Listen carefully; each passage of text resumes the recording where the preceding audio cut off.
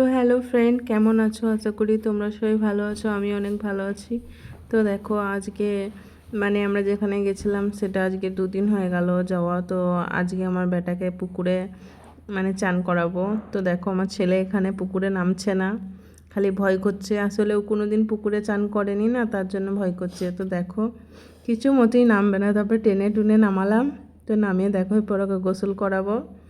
গোসল করাচ্ছি, খালি মা আমাকে খালি বলছে, মা আমি ডুবে যাবো, মা আমি ডুবে যাবো। ভয়েসটা যাতে যাতে আমার খুব হাসি পাচ্ছে আর কথাগুলো মনে পড়লে। তারপরে দেখো এখানে চান করানো হয়ে গেল, এরপর যাই মাজারে, যে ও একটু গড়াগড়ি খাবে দাতা বাবার কাছে। তো দেখো এখানে নিয়ে যাচ্ছি। আমার খালি বলছে, মা আমাকে এখানে কেন নিয়ে আসছো ভিজে গায়ে? আমি বলছি শো না।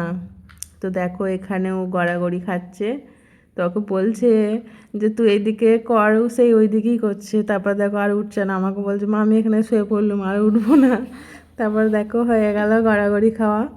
তারপরে কি করতে হয় উনি সব করছে, পানি পড়া তেল পড়া কী দেয়। তো যাই হোক, আমাদের কাজ কমপ্লিট হয়ে গেল। সবাই আমার ছেলের জন্য দোয়া করবেন যেন ও ভালো ছেলে হয়, বড় হয়ে ভালো মানুষের মতন মানুষ হয়। ছাগল হবো না আবার। তো দেখো এখানে ভয়েস হচ্ছি, ও খালি আমাকে ডিস্টার্ব করছে। তো এখানে আমাদের সব কিছু কমপ্লিট হয়ে গেল। তো আমার ছেলে এখানে বলছে, মা তুমি চিন্তা করো না, আমি তোমার সোনা বেটা হব। আজ